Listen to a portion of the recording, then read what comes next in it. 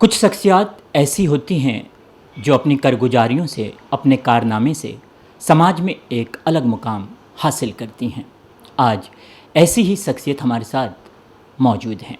जी हाँ, हम बात कर रहे हैं डॉक्टर अतुल कुमार अग्रवाल की, जो कि हड्डी के स्पेशलिस्ट हैं और भांडुप और विक्रोली में क्लिनिक है उनका, और सेवा के माध्यम से भी कई काम करते नज़र आते हैं।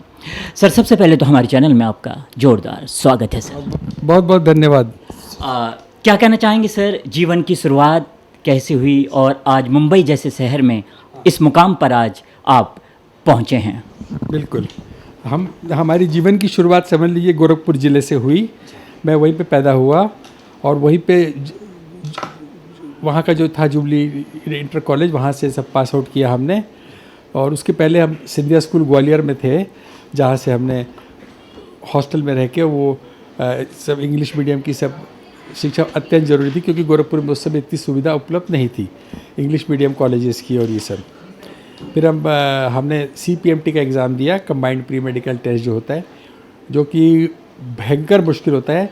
शायद 3 या 4 लाख लोगों में 300 लोगों का सिलेक्शन होता है। करीब 3 या शायद 30 लाख लोगों में केवल 300 लोगों का सिलेक्शन होता है। और उस समय यूपी में केवल मेनली जो प्रतिष्ठित थे वो 8 मेडिकल कॉलेजेस थे। एक तो KGMC king George medical college का नाम सबसे ऊपर आता है। फिर मेरे कॉलेज का नाम आता है GSVM medical college, Ganesh Shankar विद्यार्थी मेमोरियल मेडिकल कॉलेज।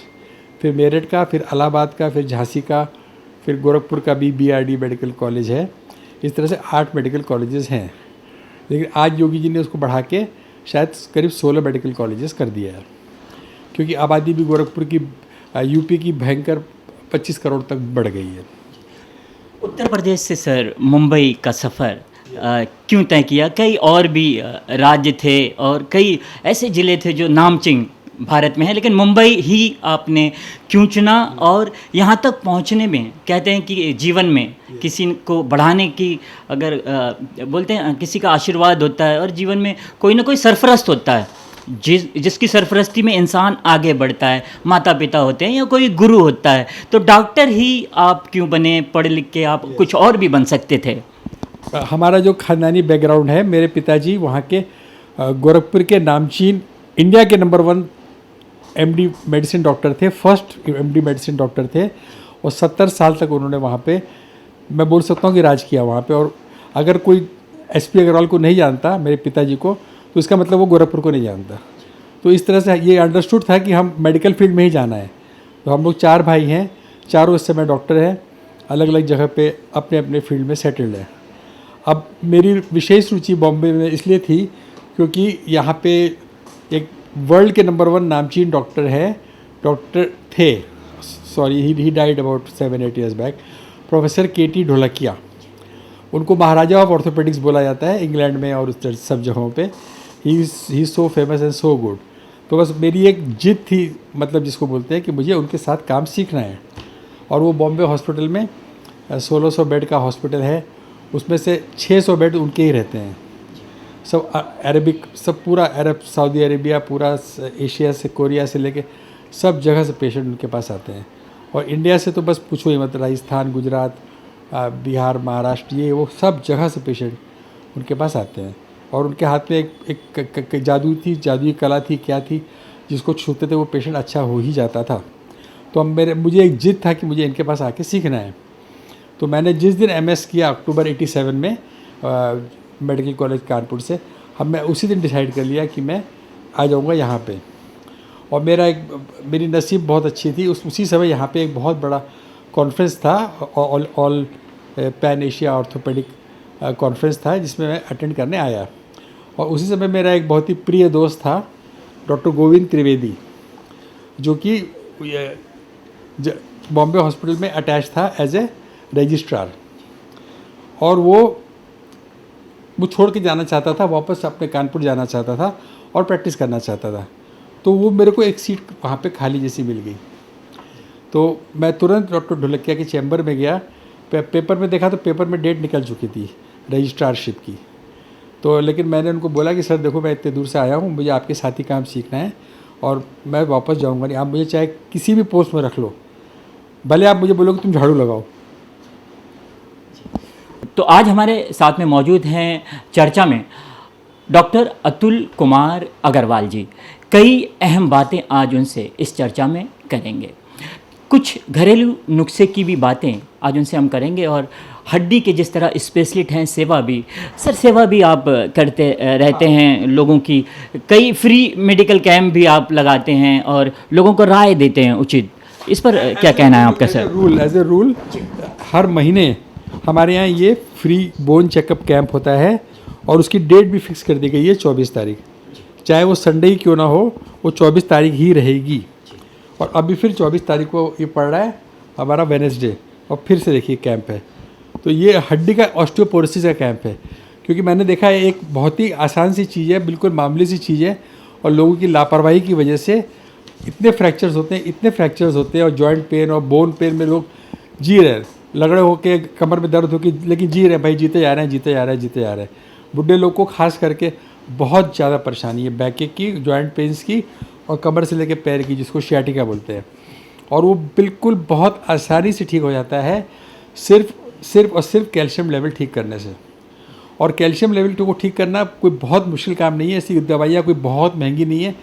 सिंपल जो महाराष्ट्र का प्रीमियम प्रोडक्ट है हम लोग का, दैट इज़ सोयाबीन की जो, तो वो कम से कम 10 फॉर्म में आती है। सोयाबीन का मिल्क आता है, सोयाबीन की वड़ी आती है, सोयाबीन के छोटे छोटे दाने भी आते हैं, और सोयाबीन के साथ आप मटर के साथ उसकी सब्ज़ी बनाते हैं। और इस तरह से 10 अलग अलग प्रिपरेशन है जो कि हम लोग समझ ही नहीं पाए अभी तक। और फॉरेन कंट्री वाले अपने आराम से सब यहाँ से सब सोयाबीन लेके जाते हैं, और वहाँ पे हर स्टोर में, हर नाश्ते में सोया मिल्क, सोया चंक, सोया ये, और वो रहता ही रहता है। जैसे हम लोग अब, और वहाँ पनीर तो फट नहीं पाता है क्लाइमेट की वजह से, तो दे ईट सोयाबीन। तो इसी तरह से तो मैं यही बहुत बड़ा संदेश है मेरे लिए। और ये कैंप का पर्पस भी है, मैं सबको, ये जब कैंप पे लोग आते हैं, कम से कम 150-200 पेशेंट आते हैं मिनिमम। तो हम उनको पूरा समझाते हैं, लेक्चर देते हैं कि भैया जो एकदम बेसिक चीज़ है कम से कम वो तो खाओ तुम। मेथी, पालक, नाचनी, सोयाबीन, ये क्यों नहीं खा रहे हो तुम? हम ये तो नहीं बोल रहे ना कि तुम लोग सब लोग फ़िश खाओ, चिकन खाओ, मटन खाओ, अंडे खाओ, जिसमें कि कैल्शियम बहुत ज़्यादा होता है, but they are very costly also. और फिश भी जो है अपना महाराष्ट्र का कोस्टल एरिया होने के कारण बहुत महंगा प्रोडक्ट नहीं है, और फिश में इतना हद से ज़्यादा कैल्शियम है कि बस पूछिए ही मत। तो सर, ये जो मेडिकल कैंप होता है कहाँ पे लिया जाता है? इसी जगह पे लिया जाता है। यही मैं बैठता हूँ, मेरे बगल में एक कमरा है, वो मशीन आती है, उसकी बहुत महंगी मशीन आती है, कुछ 5 करोड़ की मशीन आती है। तो कंपनी वाले उनको अपना लालच रहता है उनका। जैसे मैं फॉर एग्जांपल बोल दूँ आपको, शेलकेल है, एल्डर फार्मा का है, जो कि बहुत ही मशहूर कंपनी है। फिर एक अल्ट्रा सी ए बनाने वाली का, कि अल्ट्रा सी ए नाम की ड्रग है उसकी, कौन से फार्मा की है। फिर जेमकेल है। इस तरह से 5-6 बहुत ही नामचीन कैल्शियम की दवाइयाँ हैं, जो कि घर घर में लोग अपने आप से ही खाते रहते हैं। लाइक शेलकेल ऐसे घर में लोग खा रहे हैं। तो वो लोग अपना मशीन लेके आते हैं रेंट पे, क्योंकि वो 5 करोड़ की मशीन हम खरीद सकते नहीं। क्या मतलब क्या उसका खरीद कर, उसको मेंटेन कौन करेगा, उसको संभालेगा कौन? और people want it free, they don't want to pay, मतलब उनको पैसा तो देना नहीं उसका। वो लोग 3,500 रुपये लेते हैं इसी का, BMD टेस्ट का। और अब लेकिन जब डॉक्टर प्रिस्क्राइब करेगा, जाओ तो करना पड़ता है। कि मुलुंड में है, घाटकोपर में है, जाते हैं बेचारे। लेकिन जब हम फ्री में हो रहा है तो हम क्यों बाहर भेजें? अक्सर सर देखा जाता है कि जैसे हड्डियों की बात चल रही है, हड्डियों की तो आप स्पेशलिस्ट हैं, एक्सीडेंट भी होते हैं तो भी कहीं हड्डियां टूट जाती हैं। लेकिन जब उम्र के पड़ाव में आते हैं, बुजुर्ग हो जाते हैं लोग, अक्सर देखा जाता है कि बुजुर्गों को ज़्यादा हड्डियों का दिक्कत होती है। तो उन्होंने क्या ऐसे घरेलू उपाय करने चाहिए जो कि उन्हें मदद कारगर साबित हों सर? बिल्कुल। ओल्ड एज में क्या होता है कि after the age of 50, specially ladies बेचारी सबसे ज़्यादा अफेक्टेड होती हैं। मेनोपॉज हो जाता है, जो मेंस्ट्रुअल साइकिल उनका बंद हो जाता है after the age of 50-55 in India. Okay, in US it is 60-65, agreed. तो उसके कारण कैल्शियम की कमी होने लगती है, और बोन्स कमज़ोर होने लगती हैं। और मेल में इनएक्टिविटी और प्रोस्टेट वगैरह की प्रॉब्लम भी हो, मुतखड़ा जिसको बोलते हैं, उसकी वजह से भी। और उनका जो सीमन टेस्टोस्टेरोन लेवल वगैरह है वो सब भी काफ़ी कम होने लगता है। तो वो लोग ज़्यादा एक्सपोज हो जाते हैं रिस्क के लिए। अब मुतखड़े की सर आपने बात की, अक्सर ये प्रॉब्लम्स लोगों में पाए जाते हैं, इससे बचने के लिए क्या उपाय कर सकते हैं सर? काफ़ी लोगों की ये दिक्कत सामने आती है। वो उसके लिए वही है आप जो ओल्ड मैन जैसे सवेरे सो के उठे तो सबसे पहला काम, he should go out for a walk for at least half an hour. आधा घंटा उनको घूमना ही घूमना है, टहलना ही टहलना है। और ख़ास करके लेडीज़ तो घर से बाहर निकलती ही नहीं है। आपने देखा है कि किसी 65 साल की 70 साल की बुजुर्ग महिला की सुबह उठ के वॉक कर रही है? कभी नहीं, क्योंकि उसको पूरे घर भर का नाश्ता बनाना होता है। और ओल्ड एज में मैं आदमी भी इसी तरह से निकारत हो जाता है after retirement and all, he doesn't want to work. तो सबसे टॉप कारण जो है इनएक्टिविटी है, मतलब आलस्यपना, घूमना फिरना नहीं, ये करना और इस टाइप से ये हरकतें करना। अब ओल्ड एज में जाते हैं तो थोड़ा सा घर वालों को तंग भी करना और ये वो भी ऐसा हो जाता है, रोब चलाना, हुक्म चलाना, बात ना मानना, ये सब चीज़ें बहुत हो जाती हैं। तो वॉक करना ज़रूरी है, सुबह सुबह तो कम से कम सुबह तो करना ही करना। सर, अगर आपकी बात की जाए तो उम्र के इस पड़ाव में हैं आप भी, और आपने कई पेशेंट का ऑपरेशन किया होगा, या कई ऐसे केस देखे होंगे जो एकदम डिफ़िकल्ट होते हैं, समझ में नहीं आता डॉक्टर को कौन सी हड्डी कहाँ जोड़ दें, और आप यादगार कोई ऐसा लम्हा? अभी हम आप लोग के पास आएंगे। मैंने एक 105 साल की लेडी का ऑपरेशन किया था विक्रोली में, आज से 15 साल पहले। तो अब वो 120 साल की हो गई है वो लेडी, तो और वो वहाँ पे कन्नमर नगर में रहती है। तो हमने कोशिश किया कि Guinness book of world record में, दादर में ऑफिस है, वहाँ जाके मैंने बोला कि भाई ये ऐसे ऐसे मैंने 120 साल का एक पेशेंट है हमारा, मैंने ऑपरेशन किया उसको, वो भी फ्रैक्चर नेक फीमर का। सबसे बेकार फ्रैक्चर जो होता है हिप बोन का फ्रैक्चर वो। लेकिन वो लोगों ने बोला कि डॉक्टर साहब आपको ये हमारा Guinness book of world record है, it is all paper and proof, तो you have to give us proof. अब 120 साल की लेडी का राशन कार्ड कहाँ से आएगा बताइए आप? उसने बोला राशन कार्ड लाओ इसका। मैंने कहा भैया कि कहाँ से राशन कार्ड मिलेगा इसका, इज नॉट। तो फिर उन्होंने बोला कि हमारे मित्र भी है रंजय सिंह करके, वो नवभारत टाइम्स के एडिटर है, ये उन्होंने पेपर में दिया भी, बहुत कोशिश भी की, लेकिन बोला कि नहीं, you have to give us a proof कि इसकी एज है 105 साल की, उस समय जब मैंने किया था, तो मैं दे नहीं पाया। तो उन्होंने बोला अच्छा ठीक है। तो दूसरा एक वहीं पे बैठे थे महाशय, उन्होंने बोला ठीक है ना, उसके लड़के का तो मिल जाएगा ना प्रूफ। अगर लड़का 85 ईयर्स का है तो चलेगा ना आपको। मैंने कहा अगर लड़का 85 ईयर्स का है तो आप 85 प्लस 20 ईयर्स ऐड कर दीजिए। तो चलो ठीक है भाई, ये तो प्रूफ मानो आप।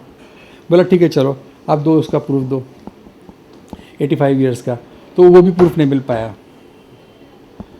तो फिर मैंने बोला अब मैं क्या करूं भाई, पेशेंट आपके सामने बैठा है, मैं सामने बैठा हूं, एक्सरे आपके सामने है, सब कुछ है, और आप लोग मानने को तैयार नहीं हो रहे हैं।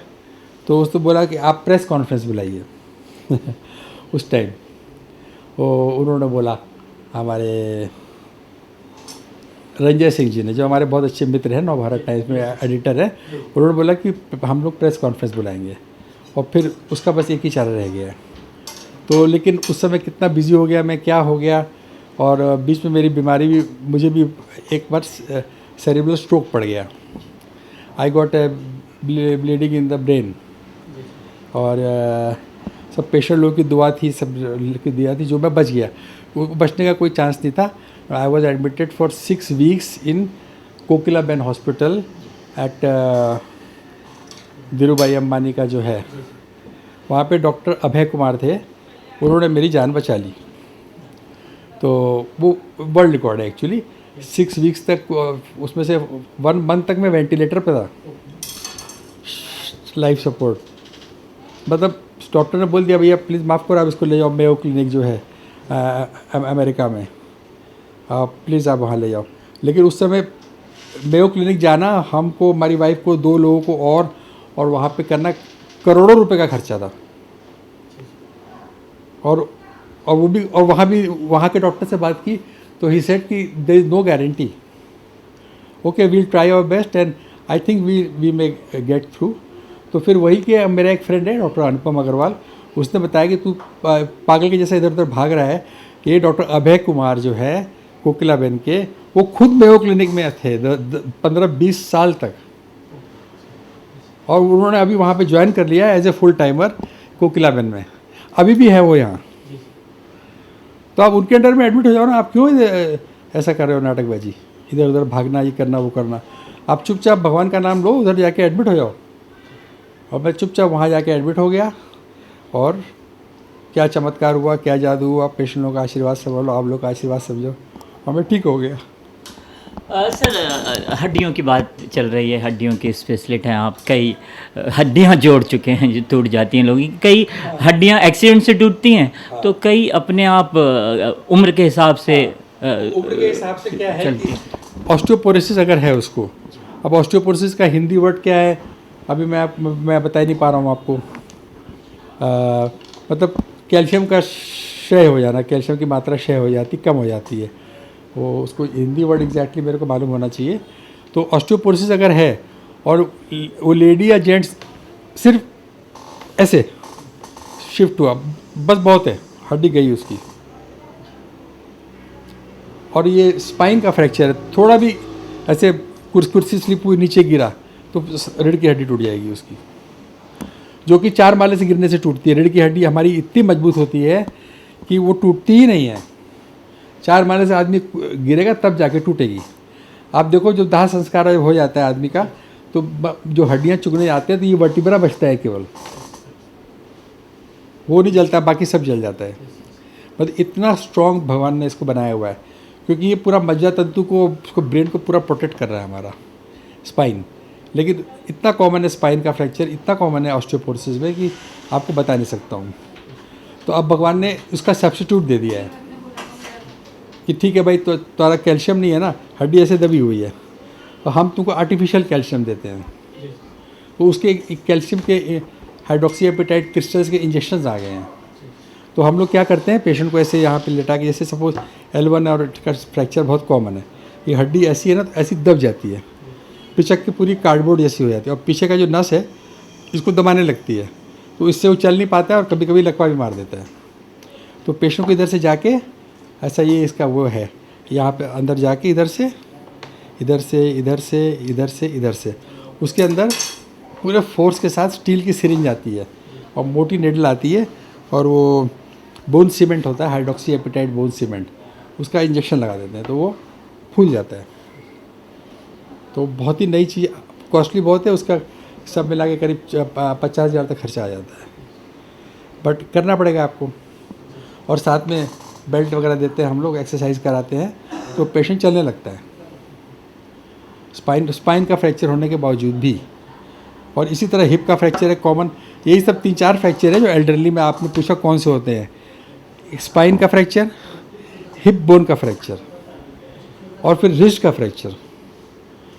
थोड़ा सा गिरे, कड़क कड़क, फिर उसको खींचो, बैठाओ, उसके अंदर स्टील के तार डालो और प्लास्टर लगा दो। और फिर अगर आप दे सकते हैं तो कैल्शियम का इंजेक्शन दे दो, और या फिर बहुत अच्छी अच्छी दवाइयाँ आजकल आ गई है कैल्शियम की, बहुत ही ज़्यादा अच्छी आ गई है, और वो कॉस्टली होती है, 3-3 महीने तक लगती है पेट में। और न्यू PTH इस टाइप के इंजेक्शन आते हैं, पैराथायरॉयड हार्मोन्स आ गए हैं, जिससे कि धीरे धीरे कैल्शियम बन जाता है। पेट में लेना पड़ता है वो सुई 90 दिन तक, तो उससे उसका कैल्शियम वापस आ जाता है और हड्डी भी जुड़ जाती है। तो एडवांसमेंट बहुत ज़्यादा हो गया है अभी एल्डरली पीपल के लिए लाइफ बहुत इजी हो गया है। लेकिन जो भी हो, कॉस्ट भी बढ़ गया है, तो पेशेंट को प्रिकॉशन तो लेना पड़ेगा, अपना तो बचाना पड़ेगा ना, हड्डी तो बचाओ बाबा अपनी। और एल्डरली जो सीनियर सिटीज़न है, उनका सबसे बड़ा प्रॉब्लम तो क्या होता है, फ्रैक्चर हुआ, हॉस्पिटल में आए, एडमिट हुए, तो वो सब देख के यार मैं तो मरा, मैं तो अब तो मेरा लास्ट का आखिरी का समय आ गया है, मैं हॉस्पिटल में लाई गई हूँ whatever, and I am not going to survive, ये उनके मन में वो फीलिंग घुस जाती है। तो मैं कोशिश करता हूँ कि ऑपरेशन किया, 3rd डे घर जाओ, अपनी घर की दीवारें देखो, अपने घर के लोगों को देखो, तो खाना पीना भी शुरू हो जाता है, अपना माहौल से वो खुश भी हो जाते हैं, और बोलते हैं भाई खिड़की के पास वाला उनको बेड दे दो, जहाँ इनको सबसे अच्छा ऑक्सीजन मिले, ये मिले, और उनके स्वास्थ्य का मालिश वोलिश बहुत ज़रूरी है, और उनको स्वास्थ्य का ख्याल रखो, तो सब पेशेंट ठीक हो जाते हैं इस तरह से। उसी पेशेंट को अगर आप 2-2 हफ्ते तक रगड़ाएंगे हॉस्पिटल में, तो वो ख़राब होता चला जाएगा।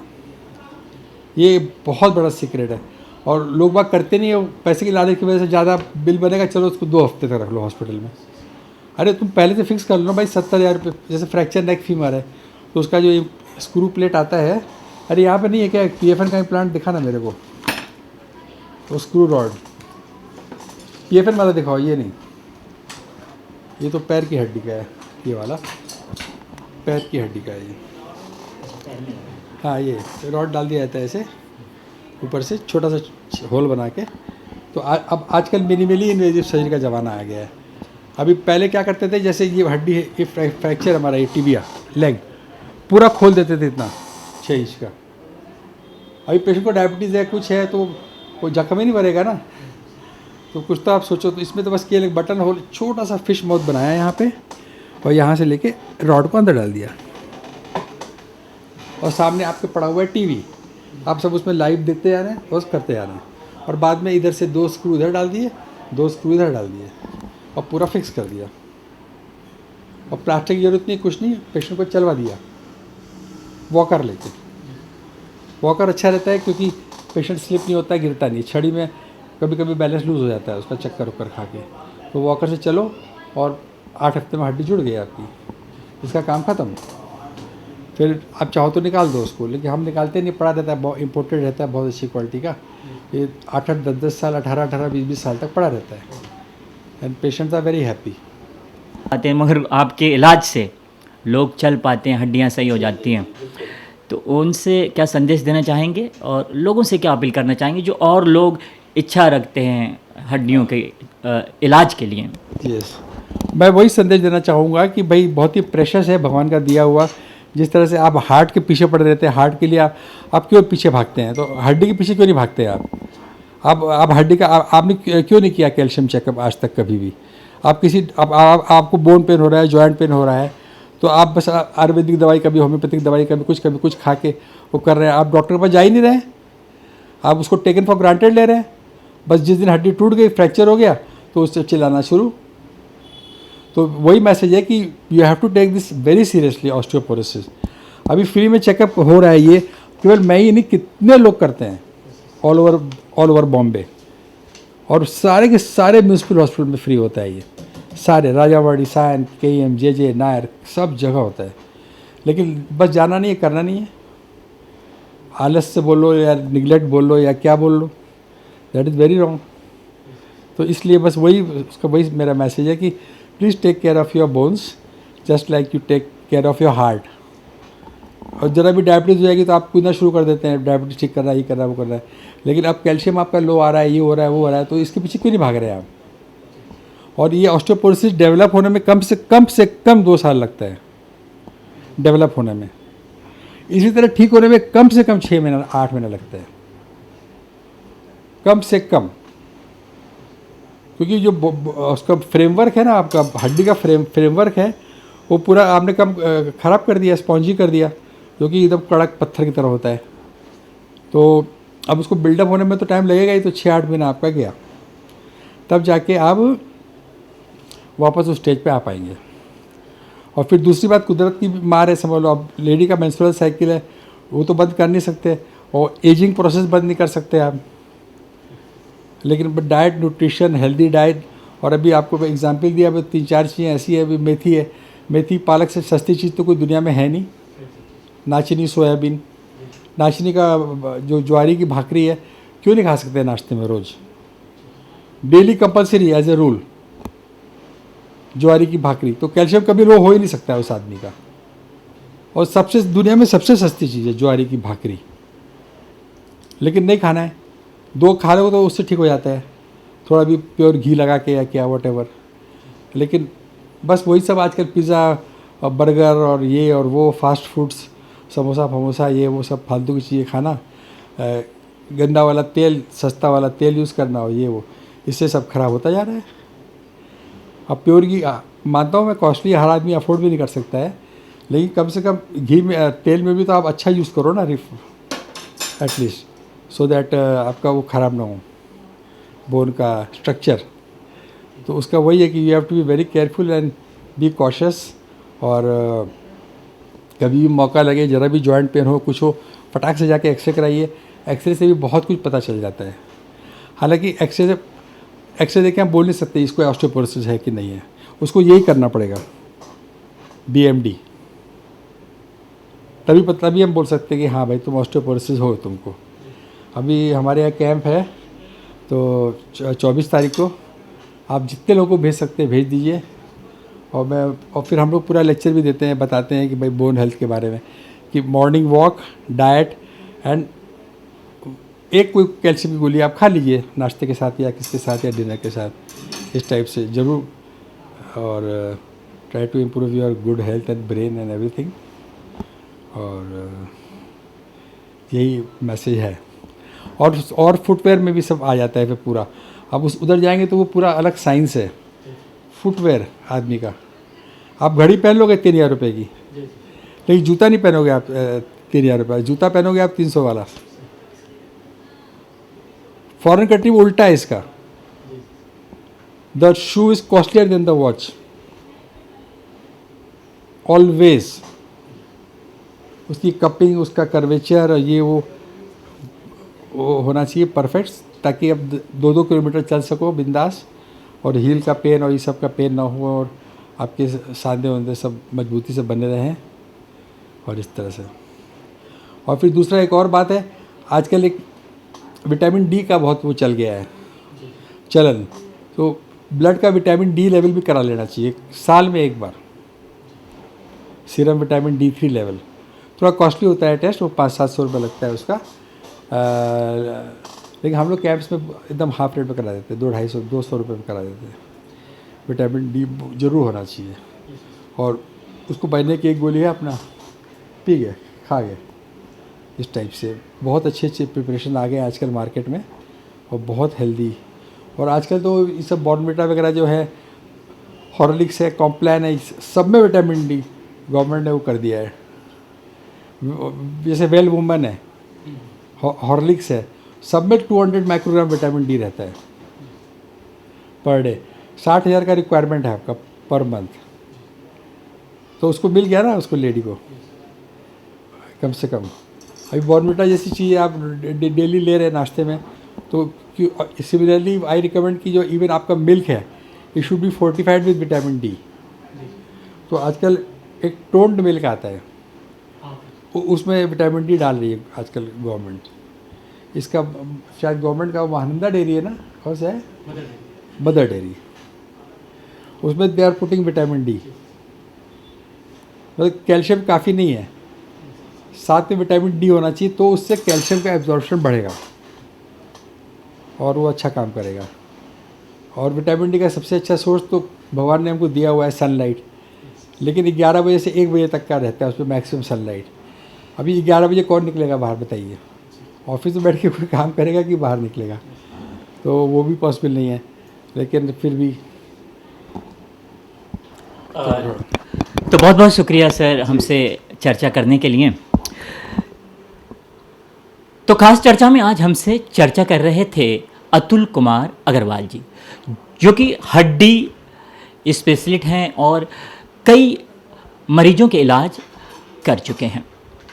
मुंबई शहर में भांडुप, विक्रोली, पवई में क्लिनिक हैं, और महीने की 24 तारीख को फ्री मेडिकल कैंप का आयोजन भी डॉक्टर अतुल कुमार अग्रवाल के माध्यम से किया जाता है, और लोगों को फ्री उपचार महीने की 24 तारीख को मिलता है। 2 बजे से 4 बजे का टाइम। तो डॉक्टर अग्रवाल जी आज हमारे साथ मौजूद थे, और उनसे घरेलू नुस्खे की बातें भी आज चल रही थीं, और कई घरेलू उपाय भी आज डॉक्टर अतुल कुमार अग्रवाल ने हमको बताए हैं।